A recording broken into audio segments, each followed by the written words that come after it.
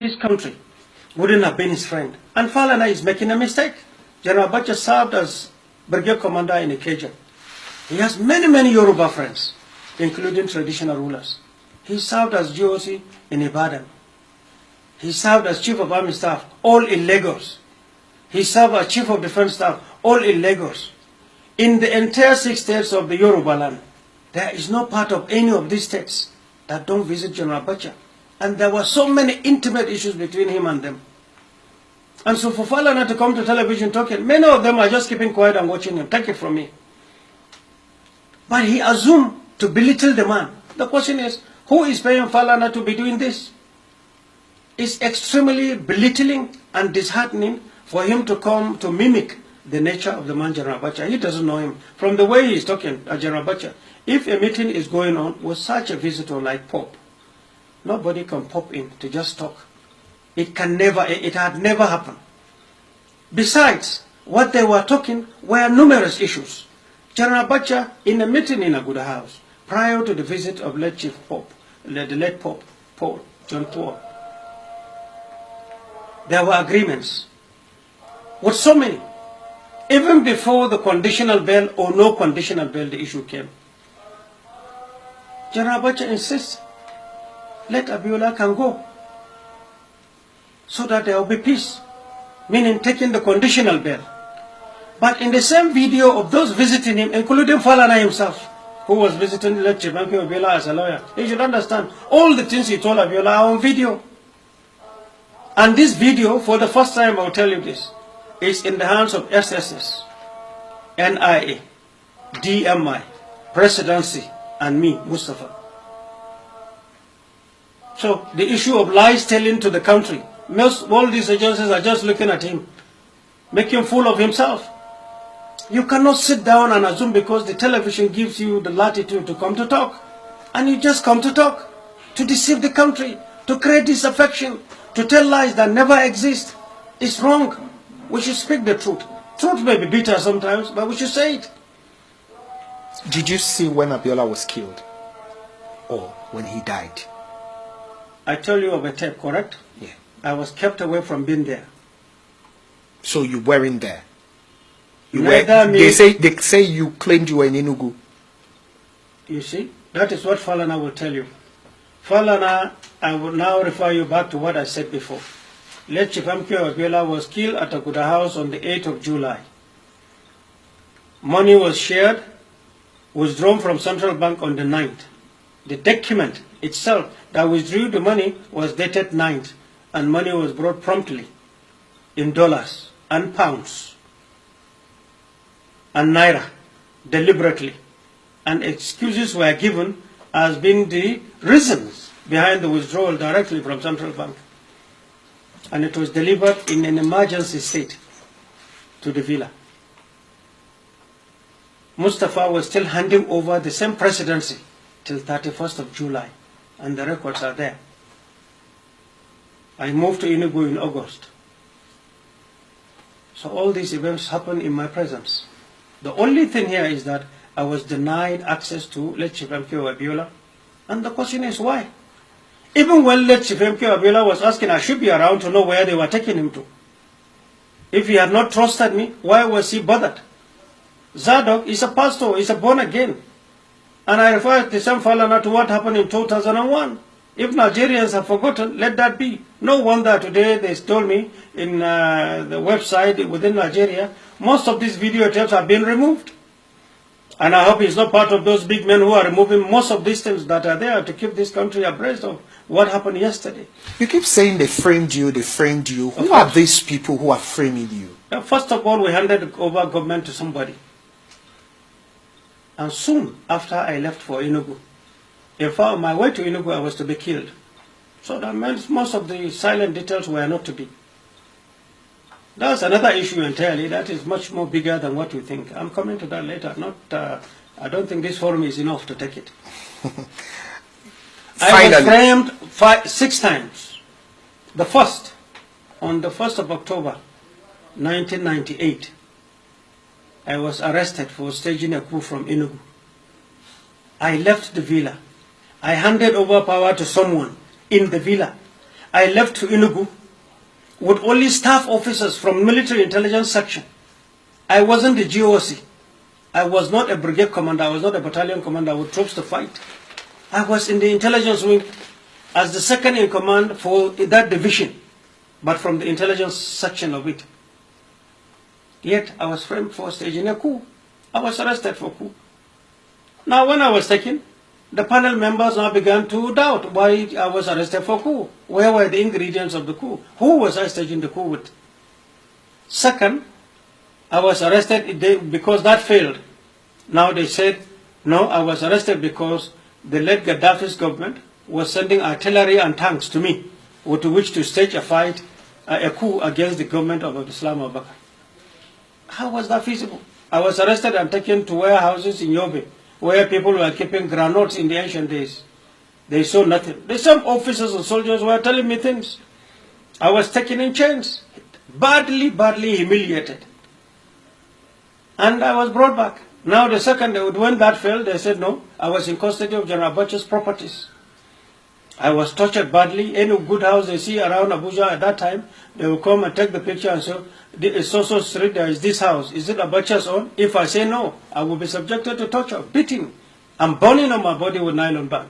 Nylon, they will lit it and be dropping the blue flame on me. So I began to accept anything they bring. Is that Abacha's own? Yes, it's his own. Is this your own? Yes, it's my own. I had little respite for that. I was also blamed for being in possession of Abacha's money, that they needed the billions of naira and dollar that Abacha had. If you know my character, and that's why I can stand boldly to look at any person and to tell him whatever is in my mind sincerely, is the fact that there is no single naira I have taken that is someone's own. We handed over Villa to the last dust that was hooved in the room of the president. And I am proud of that. I can say this here before you. I can say it before this country. I can say it before my creator. So nobody can say that we were in government and we took money. Let them challenge me, and that's all I want. And that's why I made a statement to Abdulsalam Abubakar. I made similar statement to President Obasanjo when they came asking me questions. Particularly, even when I was in Kirikiri, I was framed for staging a coup. And I wonder what I wonder their understanding of coup is all about. Because you have tried one way to destroy me and it couldn't work. Now, if you are trying to create another scenario to destroy me, why not create a scenario that is closer to reality? But some of the lies, some of the framing they did, even cartoons can't take it, sincerely, cartoons.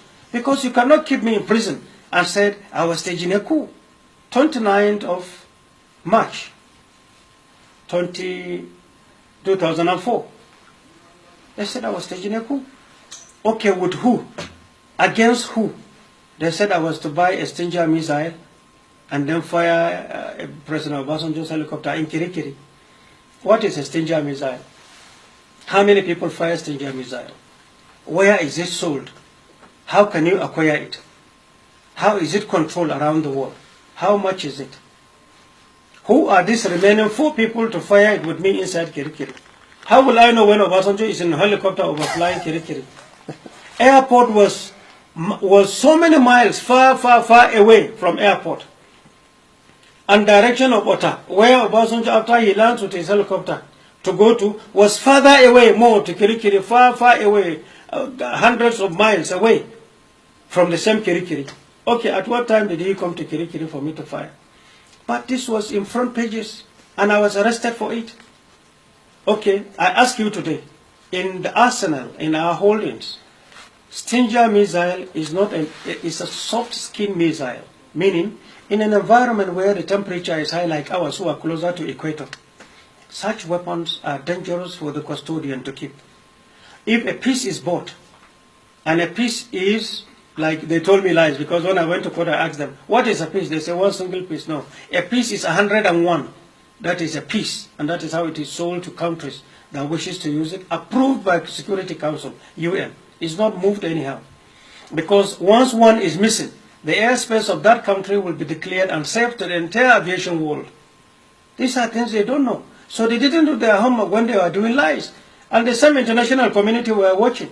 The question is, Who asked you to buy and to keep? And who told you you have? We have dummies for training in Egypt and in South Africa because their weather is partially friendly, meaning cooler than ours. So they have dummies for training. But to say we have it, where is it? Why not even use some of the weapons that have been used in Nigeria to now concoct the lies? But then I was taken to a panel and there were interviews for many days. I was in chains all through. But what Obasanjo and what the person that framed me, whom we handed over to, who was desperate to make sure I was killed, all these generals came to beg me. All. They washed their hands out of it. It's a game that some people are cooking, but count us out of it. But at the surface, they had to defend themselves. Even late Azazi, the last October in his life, he sent an apology to me because we started working when he was a captain and I was a lieutenant, second lieutenant then. In the same office, 1983. Okay. Wait, I haven't finished. Okay. Because these are fundamental games they are hiding under to be misleading this country by telling lies. We shouldn't. Around the time General Agwai was appointed Chief of Army Staff, a common friend, General Agwai, my senior, a common friend came to the prison, was allowed to visit me, Kirikiri that time, 2004. He said, General Agwai is now appointed Chief of Army Staff. He said, here, you see, we're in darkness, no paper, no radio. Here, they clamped on us so much. Oh, I said, let me talk to the authority if they can allow. And they did. They gave me plain sheets of paper. I quickly jotted down a letter of congratulatory letter to the then Chief of Army Staff, General Agwai. What was in the letter?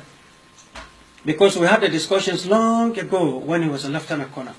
And he was talking about subordination of the military to democracy by ensuring professionalism of our services so that the brilliance and the capacity of a typical Nigerian soldier will now be brought to the limelight for the world to see. This was a discussion years past in the 80s.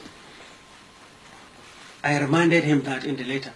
And I asked him, I said, time has come for you to subordinate the military, reorientation, training, and realism in training, so that our democracy will be deeply rooted. In a letter I wrote to him, 4-page, and I signed.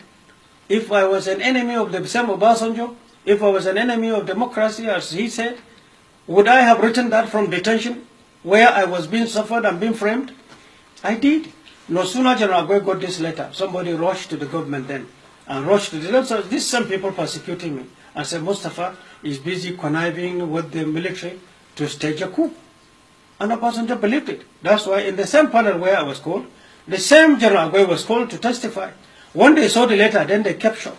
Why not give me the credit till tomorrow? That aspect is short and they don't want anybody to know. That's why the content of the investigation is also hidden. That's why they took me to a court of law, trying me for coup. And even in the coup, no proof of evidence, no what is called, proof of evidence that is supplied for a court matter to try. A matter was sent without proof of evidence, without list of witnesses. And Justice Danabutu, who was second in command, who at that time was almost at the verge of his trial, at one point when he was forced to try us in his own way that even military courts cannot accept, he said, all my life, I have never seen where a judge is muzzled this much, all to ensure the conviction of people out of frustration. But why are all these things not out? Because Mustafa is involved. And because those scared of what they did, the skeletons in their cupboard, the tales of the unexpected of this country, is so much on their side. I can never compromise facts. They can hate me.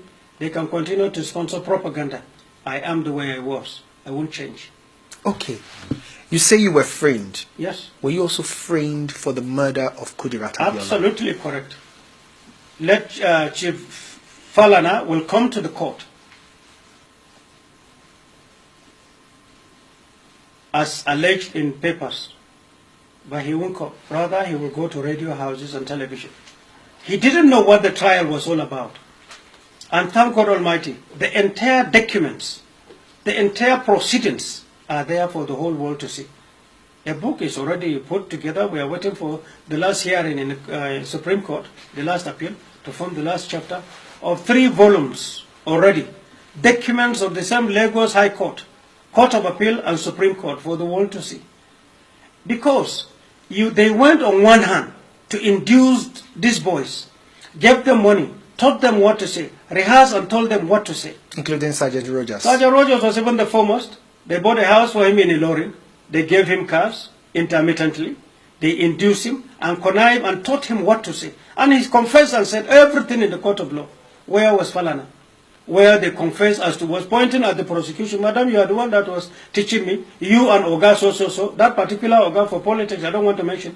But thank God Almighty, the court of this country has captured that. And I refer you to the rulings of the Court of Appeal. Go and read it. Go and see what they said. If you read it, I refer you to, and I refer the general public to that. If they read the ruling, they will be able to see exactly what is in the matter.